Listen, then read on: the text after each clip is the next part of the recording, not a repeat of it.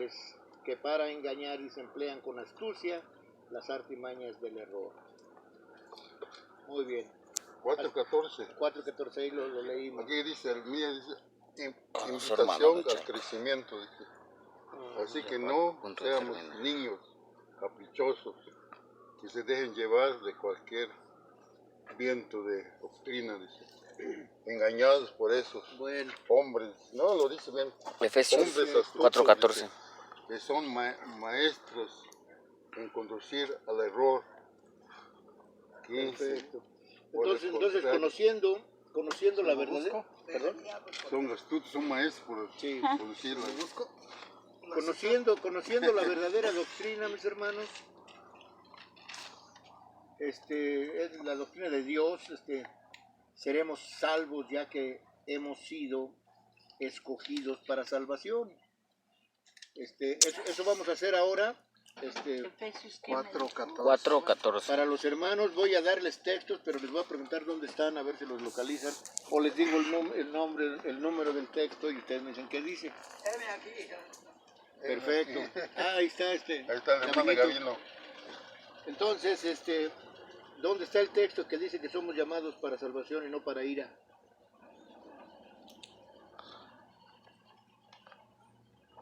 Para ira. En Hechos. Dice, porque hemos sido llamados para salvación, no para ira. No, es en el Nuevo Testamento. El Nuevo, ¿no? 1 Corintios. 1 Corintios. Pero bueno, vamos a pasar por alto ese texto. No, fácil.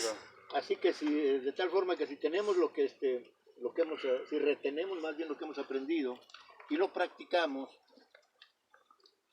obviamente el Señor nos va a decir lo mismo que a su Hijo.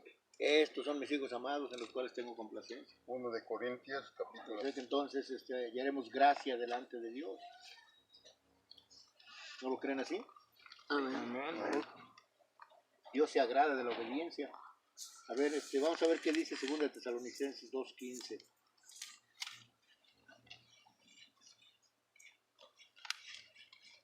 ¿Cómo dijiste? Segunda carta a los tesalonicenses. De ahí de Efesios, donde le abrí, está más adelante.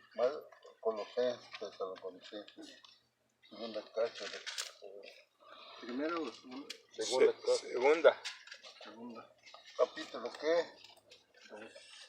Segunda carta. 2.15 dijo. 2.15 exactamente. Así que hermanos, firmes y no se olviden de las... Pero léalo en voz alta, hermano. Dice, pues, hermanos. Usted oyó. Así que hermanos, sigan firmes y no se olviden de las enseñanzas que les hemos transmitido personalmente y por carta. Amén. Amén. Por carta nuestra. Por carta. Pues ahora, mis hermanos, en el mundo actual nos damos cuenta rápidamente de casi todo por medio de las redes sociales, ¿no es así? Ahora te enteras de cualquier cosa que sucedió, pero así, ¡boom!, rápido. Sí. Y por medio de ellas nos damos cuenta de que las profecías se cumplen en estos tiempos. También por medio de la palabra de Dios te das cuenta de que las profecías se cumplen. Porque, ¿dónde creen ustedes que inicie, por ejemplo, las profecías para estos tiempos? Profecías que están, por ejemplo, en Deuteronomio, Zacarías, hablando de, primeramente, el esparcimiento del pueblo de Israel. Ahí inicia todo, ¿no? No, inicia todo, de ahí, bueno, inicia todo en el florecimiento del pueblo de Israel. Literalmente florecimiento, porque también decía Dios que mientras estuvieran en la diáspora, su tierra seguiría siendo desierto y no florecería nada. Y que entonces, ¿para qué eso?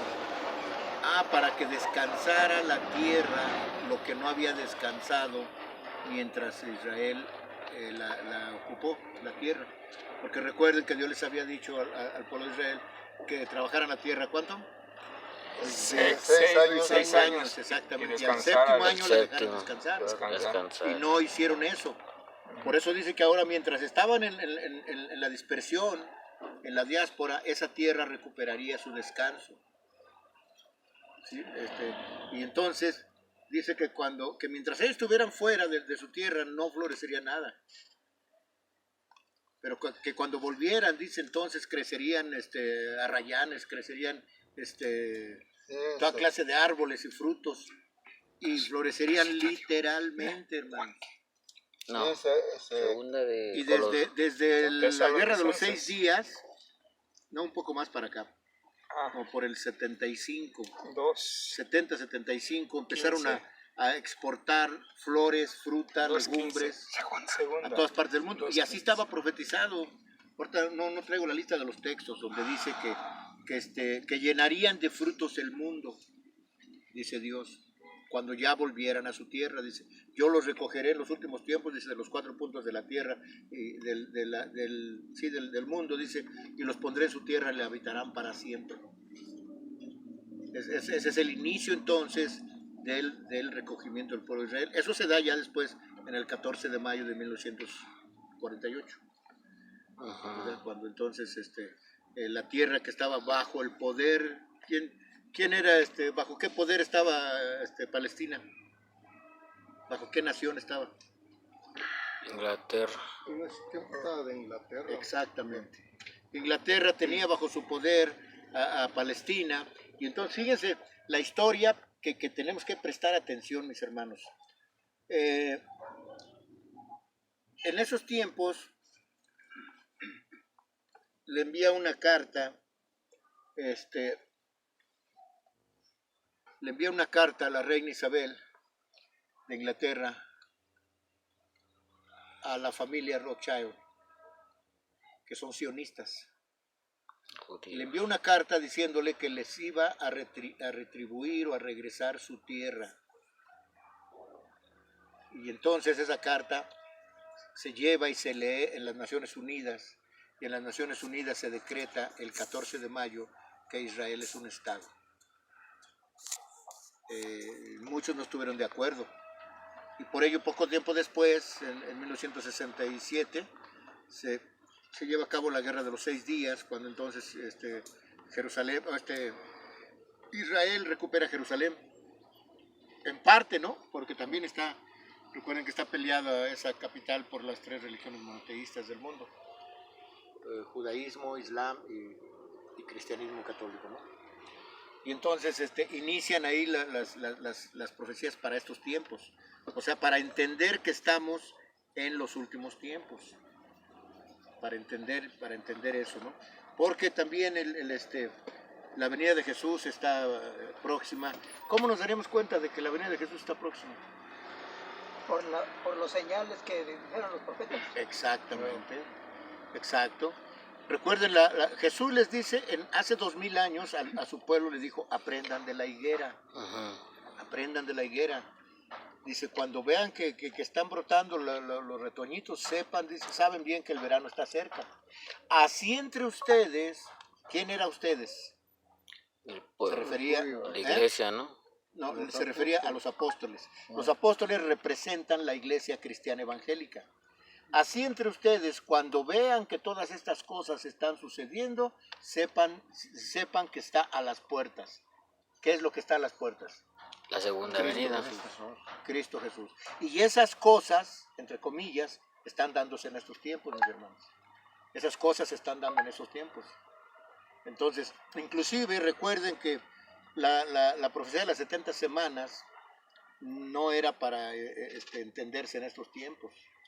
Inclusive recuerden que Daniel capítulo 12, verso 4, se le dice a Daniel, anda Daniel, sella y cierra las palabras de este libro hasta el tiempo del fin. No era para entenderse en aquellos tiempos, sino en estos tiempos era de entenderse eso. Pero recuerden que ahora entonces a Juan, el autor del Apocalipsis, se le dice lo contrario. No sé si lo hayan leído, donde le dicen no cierres este libro, porque el tiempo está cerca. ¿Sí? ¿Y cuándo se escribe el libro del Apocalipsis? En el año 95, 96 de nuestra era. Exactamente, o sea, hace aproximadamente 1900 años. Y el tiempo estaba cerca, porque recuerden, los grandes hombres de Dios fueron inspirados por el Espíritu Santo. Y para Dios 1000 años es como un día y un día como 1000 años. O sea, un hombre en sí no podría decir ya está cerca cuando faltaban 1900 años, ¿no? Entonces dijo ya cosas que ya están cercas porque el Espíritu Santo para Dios el tiempo no corre. Pastor, hay una parte también que dice cuando le preguntaron a los discípulos, ¿cuándo será eso? ¿En qué señal habrá de tu venida y del fin del siglo? Cuando él le responde a Jesucristo, dice, cuando el ídolo abominable de Daniel está sentado en Jerusalén. ¿Pero qué fue lo primero que le contestó Jesús cuando le preguntaron eso? Señor, ¿cuándo serán estas cosas? Y que él ni padre ni nada sabe, pero ¿Su respuesta cuál fue, Luis? Miren que no los engañen. Miren que no los engañen. Y Su mayor entonces, preocupación. eso es lo que ahorita el enemigo se está manifestando a nivel mundial, mis hermanos, engañando, porque sabe que su tiempo está acabado. Cerca. Entonces anda como león rugiente mirando alrededor a quien devorar. Y desafortunadamente muchos que no tienen el conocimiento bíblico están siendo engañados. Por eso ahorita es el zarandeo de la iglesia, mis hermanos. ¿Han oído hablar del zarandeo de la iglesia? Sí. A donde dice el Señor Jesucristo que ni un grano de trigo caerá a tierra. ¿Qué simboliza el trigo? La iglesia. Los cristianos, Lo bueno. Tiene razón mi hermano Felipe. El trigo, recuerden que la cizaña simboliza al mal y el trigo simboliza al pueblo de Dios. Por eso dice el Señor que cuando Él envía a sus segadores, les va a decir, amarren la cizaña en manojos y échenla al fuego. Y pongan el trigo en mi granero. ¿Qué simboliza el granero? El reino de Dios. Y el trigo simboliza los hijos de Dios. Y dice que ni un grano de trigo caerá a tierra. Eso va de la mano con lo que predicó Jesucristo al decir, Padre mío, ninguno de los que me diste se ha perdido, sino el hijo de perdición. ¿Y quién fue el hijo de perdición? El que entregó a Jesús. Judas. Ese fue el hijo de perdición. Iscariote. Pero ninguno de los que me diste se ha perdido, dice. Ninguno. Entonces, y nosotros, hace rato les preguntaba del texto, hemos sido llamados para salvación y no para ira. Así que entonces, mis hermanos, dice el Señor, no temas, rebaño pequeño, no temas. Y vamos a hacer un rebaño pequeño porque va a ser muy difícil, hermanos, va a ser muy difícil, ¿cómo les explicaré? Va a ser muy difícil que muchos se conviertan verdaderamente al Evangelio. Muy pocos, por eso muchos son invitados, pero muy pocos los elegidos. Porque ¿recuerdan la parábola de las 10 vírgenes? ¿Cuántas vírgenes eran? 10. Pero nada más 5. 5 Bueno, aprobado y otros 5 reprobados. ¿Qué significa en la numerología bíblica? ¿Qué significa el 10? ¿O qué simboliza el 10? El 10, yo lo veo que es los 10 mandamientos. No. Es un número redondo y simboliza el mundo. El 10 simboliza el mundo. Quiere decir entonces que en el día que venga Jesús, como cinco vírgenes estaban preparadas, 5 no. Así mismo cuando venga el Señor, medio mundo estará preparado y medio mundo no. ¿Sí? Muchos serán invitados, pero muy pocos elegidos.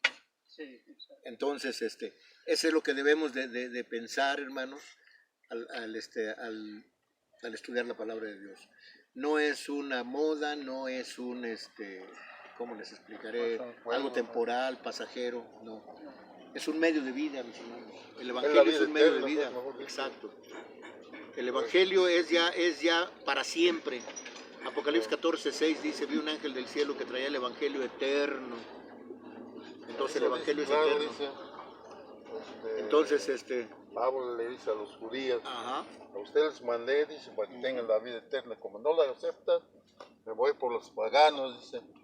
Por los gentiles. La vida eterna, dice. Sí. Entonces, mis hermanos, es un medio de vida. Por eso les decía en la otra ocasión, ¿no?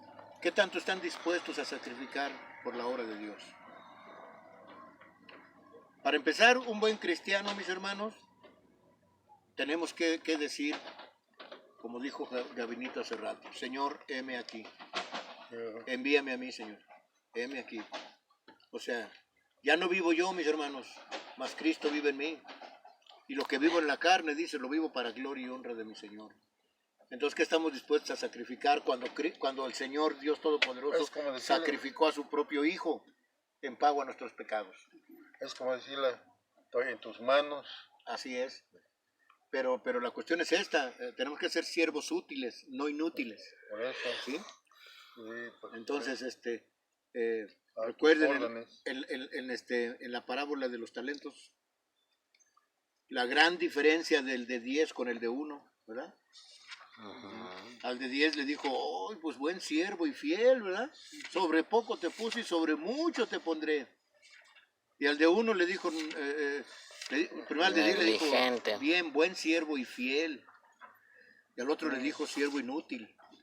Y quítenle el talento y dénselo al que tiene 10. Pero señor, aquel ya tiene 10, dénselo, dice, porque el que tiene le será dado más. Y el que no tiene, aún lo poquito que tiene, le será quitado. Entonces,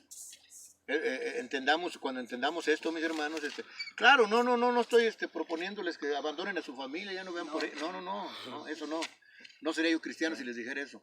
No, tenemos que ver por nuestra familia, pero, mis hermanos, la prioridad de nuestras vidas tiene que ser Dios.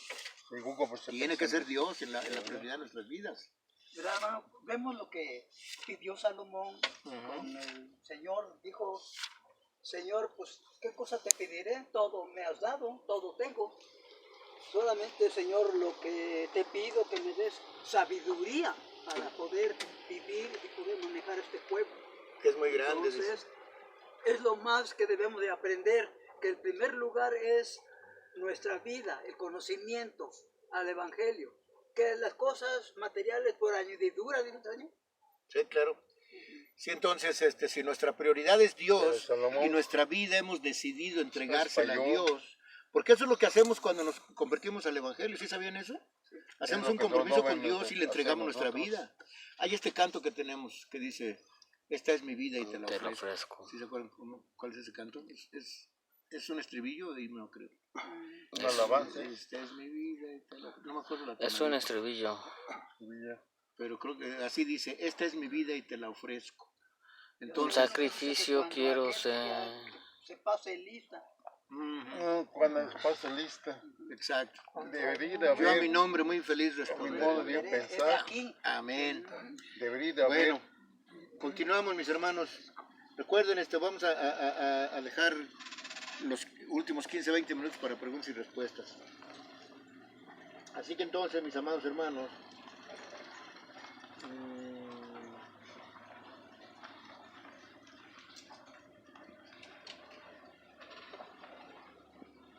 muy bien, entonces, la misma palabra de Dios nos indica, hermanos, que en los últimos tiempos se atentaría contra la palabra de Dios. Daniel mismo lo dijo, ¿no? Que esa abominación desoladora se levantaría contra todo lo que se llama Y Dios y echaría por tierra la verdad. Y entonces, pero si no nos enteramos por medio de la profecía, ¿dónde más nos podemos enterar, hermanos? En ninguna parte. Solo la palabra de Dios nos indica eso precisamente, ¿no? Se atentaría en contra de la bendita palabra de Dios y que inclusive se cambiarían los tiempos y la ley, dijo Daniel. Sí, pues sí. Ahora, hablando de eso, ¿ya se dio esa profecía? Ya, Sí. ya se cumplió, ya está. Ya se cumplió y sigue cumpliendo más. Lo que dijo Daniel. Está Sí, cumpliendo, porque ya se cumplió en uno, aquel ya. tiempo se ¿Usted qué opina, cambió. hermano Luis? Que sí, porque pues ya, por decir, ya cambiaron pues, el día de reposo, así que hablaría palabras contra el Altísimo, empezaría a cambiar los tiempos de la ley. ¿Ya se cambiaron los tiempos y ya se cambió la ley? Sí. No, la ley sigue. Los tiempos están. Bueno, que ya Ya cambió. la ley de Dios, pues, Dios la cambió. sigue Ya intacta, la cambiaron. No, miren, pero Pero hubo quien la ley lo está cambió, cambiando la trató de ley, cambiar la Iglesia esa- Católica. bueno, déjenme Cambia decirles, 3, así 4. como la profecía de las 70 semanas tiene un lapso de tiempo para su cumplimiento, un lapso de tiempo largo, porque de las 70 semanas se han cumplido 69. Falta la semana 70 que está por cumplirse en estos tiempos. Asimismo también, mis hermanos, esta profecía de cambiar los tiempos y la ley tiene también un lapso de tiempo. De que ya se cumplió, pero se acaba de cumplir en estos tiempos, en nuestro lapso de vida, o menos de nuestro lapso de vida se cumplió la segunda parte de esa profecía. En los tiempos del inicio de la Iglesia Católica romana,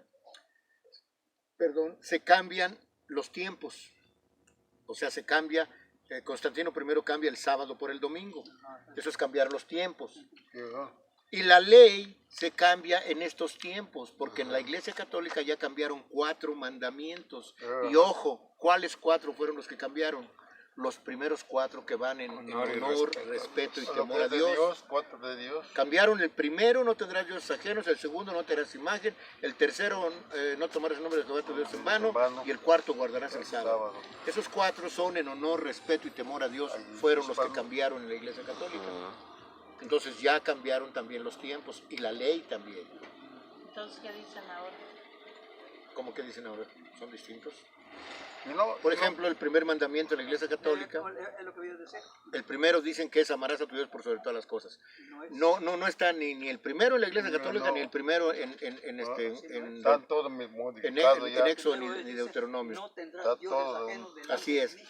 Es el primero. Exacto. Ahora, No tendrás amarás a tu dioses Dios es el fuera de primero mí. más importante de todos. Por eso Dios lo pone aparte. Jesús lo pone aparte. Y entonces, el segundo mandamiento ponen, amarás a tu prójimo como a ti mismo. El tercer mandamiento en la Iglesia Católica ponen, santificarás las fiestas, o santificarás los días festivos. ¿Para qué? Para darle seguimiento al calendario gregoriano, por eso se llama calendario gregoriano, o calendario de Galván también le llaman, porque lo inicia Gregorio XIII, el Papa Gregorio XIII. Y entonces en ese calendario trae un nombre para cada día del año. Y Santa Fulana, y Santa Sutana, y Santo Perengán, y Santa Fulana, y festéjale, festéjale, festéjale, festéjale. Son fiestas y fiestas, porque de eso se mantiene la Iglesia Católica, de puras fiestas. Ya han aumentado. Por todo ellos, cobra, pero por toditito cobra. Casamientos, cumpleaños, bautizos, 15 años, el lo que tú rosario, quieras. dice que el rosario es Exacto. la más fuerte. Y según si ellos. lo quieres con tapetito te vale más, y con música te vale otra cosa, y así. Lado cantada, según. Así es. Sí, eso Entonces, ya cambiaron esos 4 mandamientos que son de la ley de Dios. Y la gran mayoría, pues no se han dado cuenta, y les repito, como les dije hace rato, las nuevas generaciones, como lo vean ahora el Evangelio, como lo están presentando, así lo van a dar por hecho. Van a decir, es que así es. Y así en la Iglesia Católica dicen que no, que los mandamientos son esos, que los de la Biblia no. Y no sé si ustedes sepan que, a ver si no me meto en problemas con los vecinos, que la palabra del Papa está por sobre encima de la palabra de Dios. Disculpe que le estorbemos un poquito. Disculpe, ahorita le quitamos todo eso de ahí. Buenas tardes. Sí, entonces, que está por sobre encima de la palabra de Dios. Eso desde luego es una blasfemia, porque no se puede. No se puede que nadie, ni siquiera Jesús se puso por encima del Padre. Ni siquiera Jesús. Bueno, entonces, ya estamos por terminar esto, mis hermanos. Esas son las palabras que dijo Daniel, ¿no? Que hablaría palabras contra el Altísimo. Ajá, exactamente. Y ahorita las palabras que está hablando contra el Altísimo es que, por ejemplo, dice que Jesús que fue el fracaso de Dios. Y que Jesús es hijo de Lucifer. hay Apocalipsis también, hablará como Dios, ¿Sí? el diablo. Sí, entonces Pero nunca no. se había oído que un papa dijera o hiciera lo que este señor está haciendo. Nunca se había oído eso. Entonces esto nos indica algo importante. Muy bien.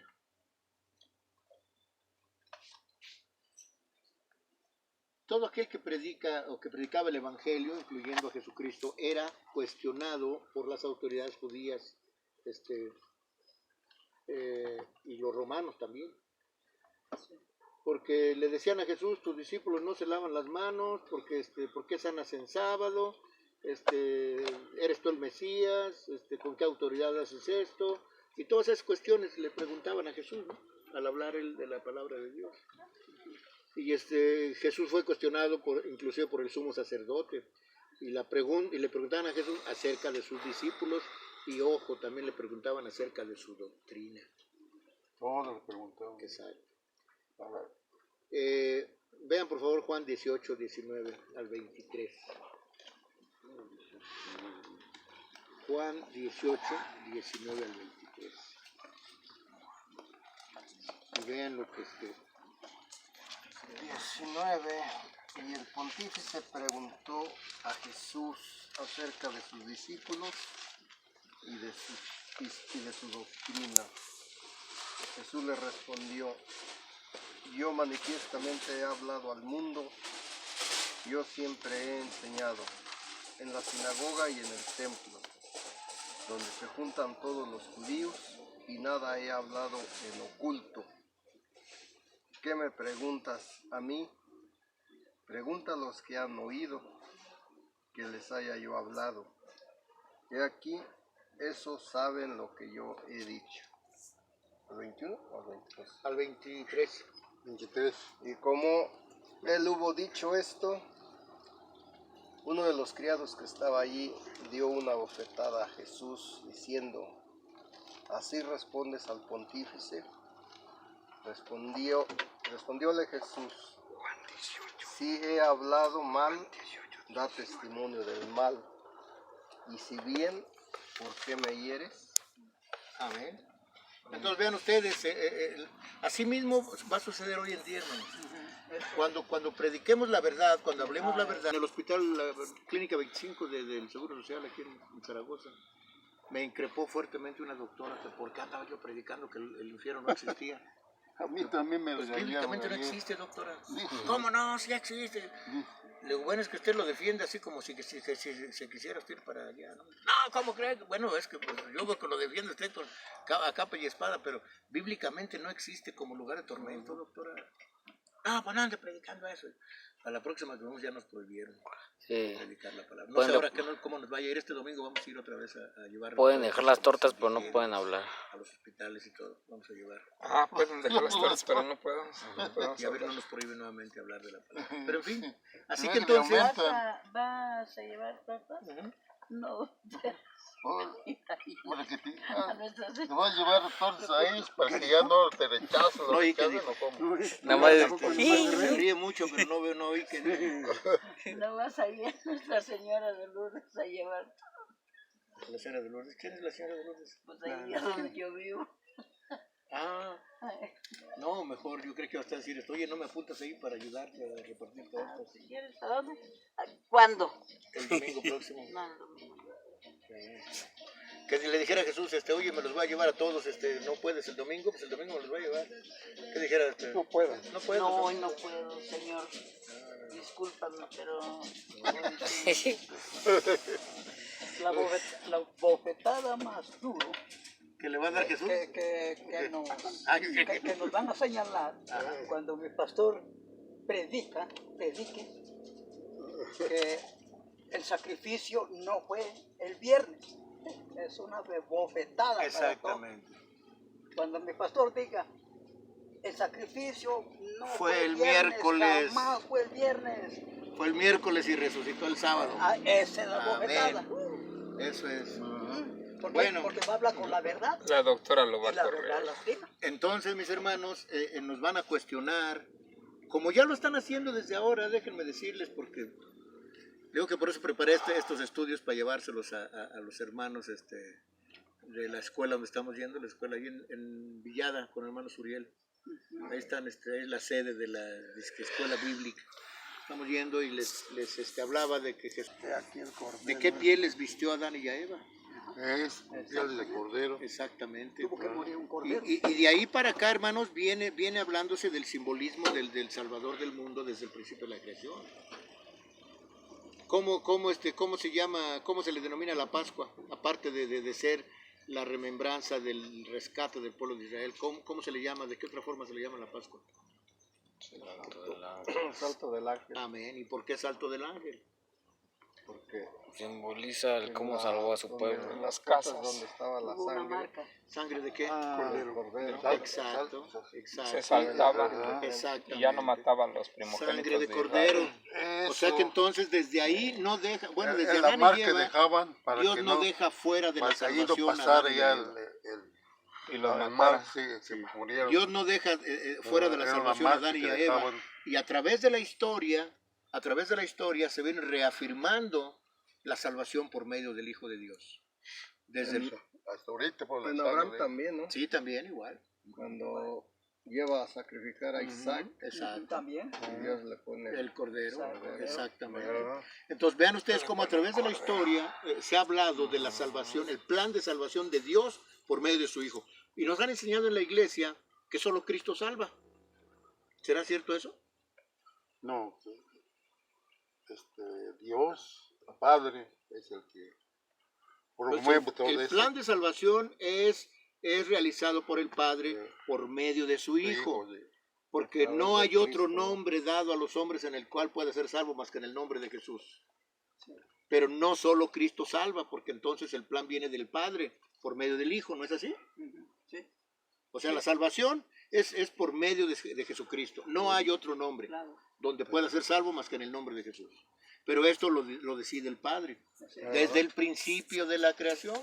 Él tiene programado todo. Nadie va al Padre. Si no es por mí. Amén, Hay así que es. entender por qué. y dice Isaías, ¿no? Ujú. Dice, yo Jehová soy tu salvador, Amén. y fuera de mí no hay quien salve. Amén, así es. Y entonces hay mucho, ¿cómo les diré? Mucho simbolismo, porque hay una confusión. Ahora en la escuela sabática, hermanos, van a ver en esta escuela sabática, que ahí dicen, cree que Jesús es Dios. ¿En verdad Jesús es Dios? Bueno, porque Jesús mismo dice que Él y el Padre es una sola, están de acuerdo. Bueno, miren, por eso la pregunta, ¿quién es el que muere en la cruz? ¿El Hijo del Hombre o el Hijo de Dios?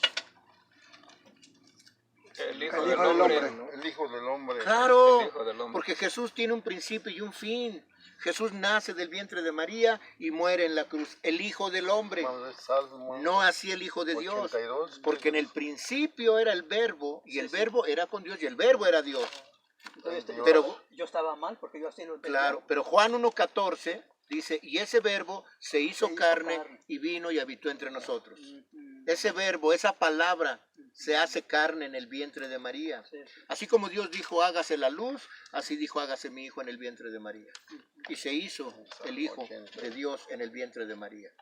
A ver, hermano, Hay una media. en esa parte, cuando dice, al principio era el verbo, Sí. el verbo era con Dios y el verbo era Dios. O sea, se refiere a la, digamos, el verbo es la palabra, ¿no? Pero se refiere en sí a una palabra, vamos, dicha por Dios, o se refiere a un ser, Mira, nos asegura, porque aunque sean dioses, ahí mismo y en todos Juan, sean hijos del capítulo 1, Altísimo, dice que a Dios nadie lo vio jamás, ¿no? 7 morirán como Sino que todos el Hijo que los estaba en el hombres, seno del Padre, caerán como Él es el que le ha cualquier revelado, príncipe. lo ha revelado. Sí, es Dios, mira, Entonces, pero se asegura, aunque pues sean eso no hijos lo dioses, alcanzo A y comprender. todos a sean hijos discernir de así. Bueno, Altísimo. bien sencillo, hermano. Para empezar, recuerde que nosotros humanos a veces hablamos en plural como de todos uno los mismo. hombres, A veces como cualquier príncipe, te pones a pensar, no, híjole, ¿qué cualquier vamos a hacer príncipe, con esto? cualquier príncipe. No, pues vamos a hacer esto, vamos a hacer lo otro. Estás hablando como si hablaras con alguien más, pero estás hablando contigo mismo. O sea, lo que llaman vulgarmente tu otro yo. Bueno, pero con la diferencia en Dios que dice la Escritura que Jesús fue engendrado en la eternidad.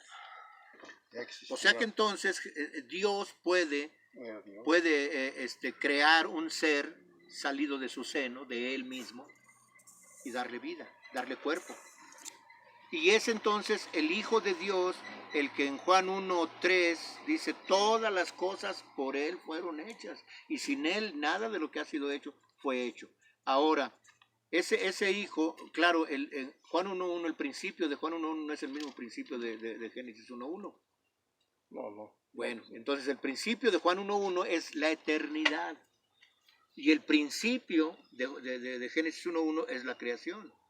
Entonces, desde el principio, o sea, desde siempre, el Hijo de Dios, ese ser, el unigénito Hijo de Dios, por eso se le llama el unigénito, porque antes, ahora decían, bueno, ¿y qué? Nosotros no somos hijos de Dios. Sí somos, pero antes no existíamos nosotros. Antes solo existía el unigénito Hijo de Dios, con Dios. Porque ¿Sí? en Apocalipsis, ya ve que en Apocalipsis capítulo 3 habla de que él dice, el amén es el principio de la creación de Dios. ¿Y qué quiere decir amén? Así sea. Así sea. Amén. O sea, que todo lo que dice Dios, así sea y se haga, tal como dice Dios. Lo he pensado y lo haré. Bueno, el amén según bueno, sí, eso significa también. Pero yo lo he visto digamos, en las raíces hebreas, que quiere decir, El ungido. no, Dios es rey,